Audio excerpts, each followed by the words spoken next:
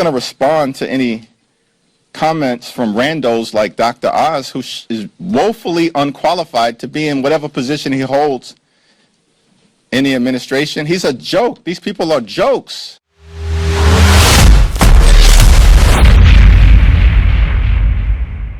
Hey, welcome back to the show. We'll go ahead and start with some breaking news.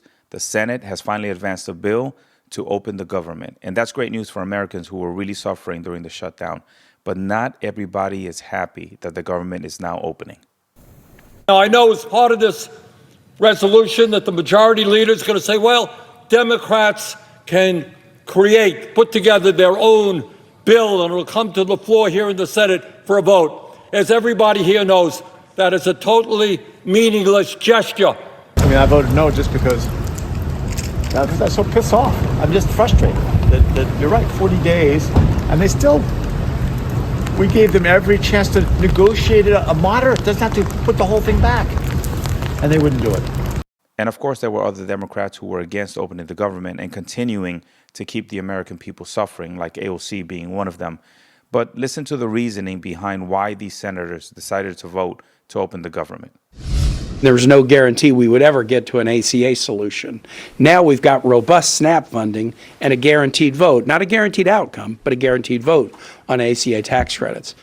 To put people through the pain that they're now in and yet not achieve the result that you're going for, which is some deal on the ACA, to me just didn't make sense. And the suffering was indeed real for the American people who were suffering because of the shutdown. And in the end, the only thing that the shutdown did was give President Trump more power, more authority. And just think about the ATC controllers who weren't getting paid. Think about the U.S. military service members who weren't getting paid. Think about the TSA agents who weren't getting paid, who were calling in sick. How safe is that for the American people? So the only thing that the Democrats got was a reversal of what President Trump got empowered to do while the shutdown occurred. So instead of furloughing workers, remember, he furloughed and then fired them.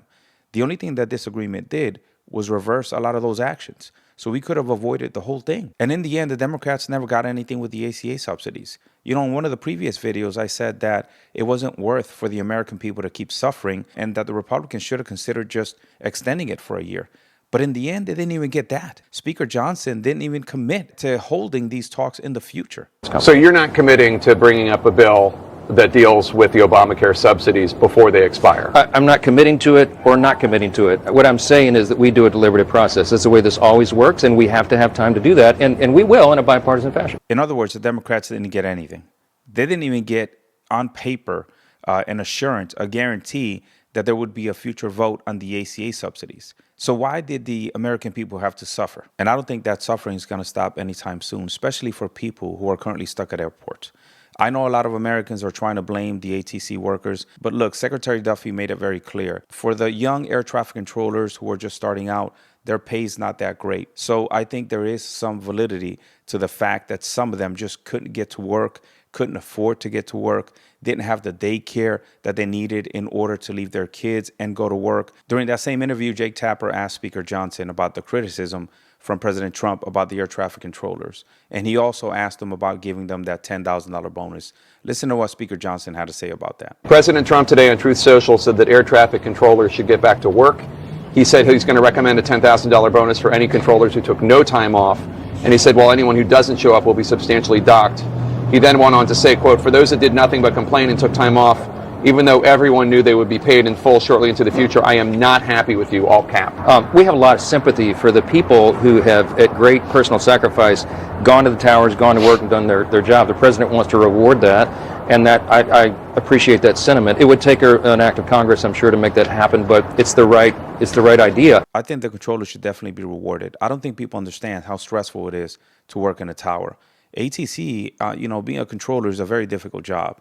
And if you don't understand the type of work hours, the type of stress levels that they go through, just listen to this. So we only have 10,800 certified controllers, where there should be 14,633. 3,800 controllers short. They work 6 days a week, 10 hours a day, only 4 days off in a month, and now they've seen 37 days without pay. Air traffic controllers are under an immense amount of stress and strain on an average day. Because this shutdown is now the longest in history, that's only been exacerbated. Does that not get worse with each passing day. Yeah, it absolutely does. This is one of the most high-stress, high-consequence jobs in the world. These unsung heroes, American patriots, that still choose to go in and ensure and protect the American flying public every single day, but knowing that their mental health, the stress, the pressure, it leads to fatigue.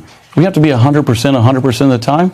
And when you're now worried about putting gas in your car, about paying for childcare, we saw a controller today that was training, get evicted out of their apartment, and other controllers that aren't making any pay are the ones rallying around him to ensure that he has a place to live. And just to make sure that you guys heard that right, we're talking about 10 hours per day, 6 days a week. And it's not the amount of hours that they're working, it's the stress level that they're working under. They have thousands of people's lives in their hands every single day when they control those aircraft. Do we really want them stressing about how they're going to pay their grocery bills, or how they're going to pay their rent or mortgage, or how they're going to pay for the daycare? We don't want them thinking about anything else except controlling those aircraft. So there needs to be some type of exemption where air traffic controllers are exempt from the government shutdown, so that we don't have to go through this every time that there's a government shutdown, because I can tell you right now, this is not going to be the last. So I think it's very unfortunate that the air traffic controllers were getting paid during the shutdown. And I also think it's very unfortunate that our service members weren't getting paid. I think it's unfortunate that the TSA's workers weren't getting paid. I think it's unfortunate that the government workers were getting paid. But you know who was getting paid? The politicians. I think the American people are fed up with these politicians continuing to collect a paycheck when the American people are not getting paid. I think it's ridiculous. Why were these senators getting paid if they weren't even showing up for work? I think the bill that Senator Kennedy put forth needs to be seriously considered. And if you haven't heard about this bill, listen to this. Starting with my first bill, which would say members of Congress can't be paid and don't get back pay even after we end the shutdown. And there's precedent for bills like this in the past. When President Obama was a senator, he put forth a similar bill as well. So I think this needs to be considered. But do you think anybody's going to object to this? Of course they're going to object to it. Now, I'll tell you, it's a lot easier for these politicians to get by without collecting a paycheck or two. It's not easy for common day Americans to get by without collecting a paycheck or two. Now, listen to the objection from Senator Rand Paul and why he believes those politicians should continue getting paid. Right to object. I think it's time that instead of closing the government down further, that we begin to open up government. What I will offer is legislation that instead of closing government down further, begins to pay those who are working, pays our soldiers, pays our air traffic controllers, pays everyone who's showing up for work. So he's talking about paying everybody that shows up for work. But the senators were not showing up for work. And I think that's the problem. They should not have been getting paid while the government was shut down. Now, Senator Kennedy has been in the Senate for a very long time, and he knew that there was going to be a rebuttal.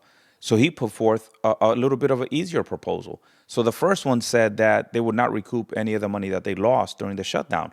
So the government is shut down, the politicians don't get paid, right? And they don't get that money back. But Senator Kennedy put forth a better bill that allowed the politicians to get their money back.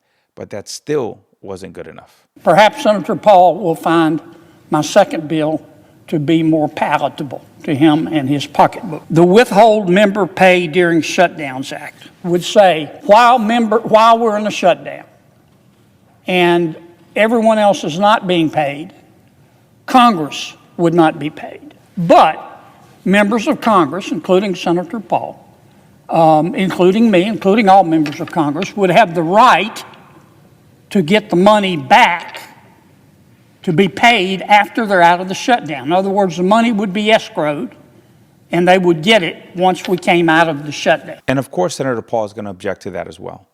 They want to get paid. What most Americans don't understand is that these politicians are mostly rich. Most of these politicians are rich.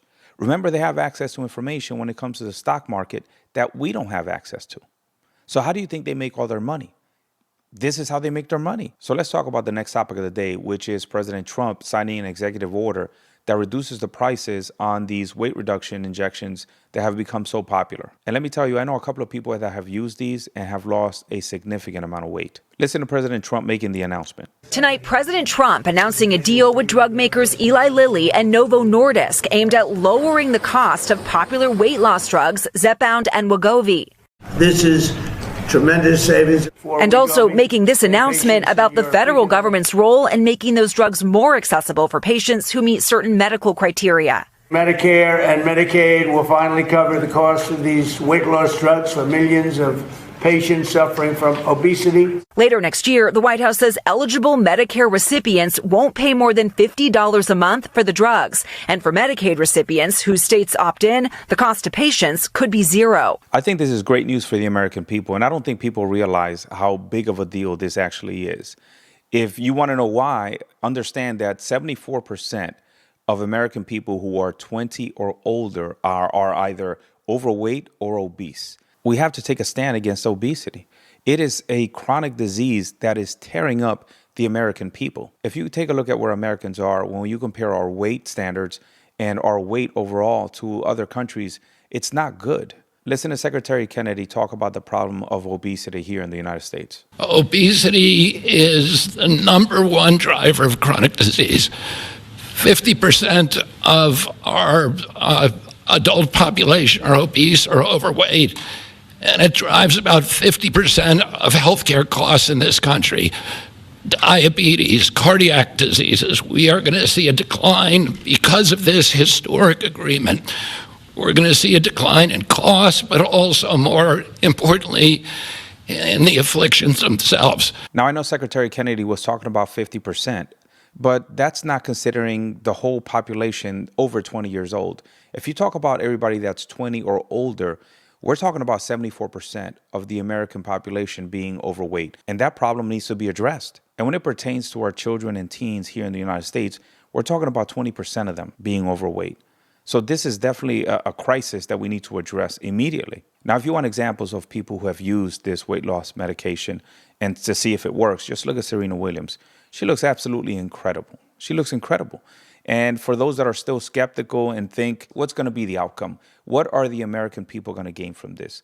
Listen to Secretary Kennedy talk about that. President Trump has also instructed us to address and end the root causes of chronic disease, and we're doing that. We're about to release dietary guidelines that are going to change the food culture in this country. They're going to change the kind of food the military gets.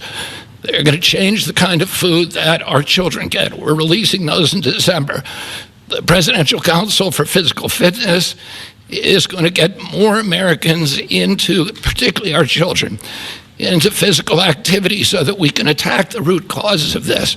Now, although President Trump is the one that's signing the executive order, there's a lot of work being done behind the scenes by Dr. Oz and Secretary Kennedy. And for those of you who don't know who Dr. Oz is, he's a board-certified surgeon, and we'll talk about his resume here a little bit later on. But first, let's listen to Dr. Oz talk about the secondary and tertiary effects of losing weight. Because so much of what we pay for, it's probably a quarter of the total healthcare bill, is related to obesity and its downstream complications, which include hypertension, diabetes, renal failure, strokes, heart attacks. All those things are problematic. And so if we can be smart about this, we'll actually use these medications to drop the amount of total healthcare spend that we'll have to incur. In fact, I'm making a prediction based on what my great team has told me, which is within 2 years of the ink drying in that Oval Office, we will actually, for the American taxpayer, be saving money. And saving that money is only an initial step to fixing the broken healthcare system in the United States. It just happens to be the most expensive in the world. And I can tell you from all the people that I know that have used these injections, they're pretty effective. They work. You lose weight and people feel great about it. Self-esteem is higher. Confidence is higher. People's health issues start disappearing. The fact that these prices are going down is great news for the American people, because there's also the issue of waste, fraud, and abuse that's happening within our healthcare system that only works to make our prices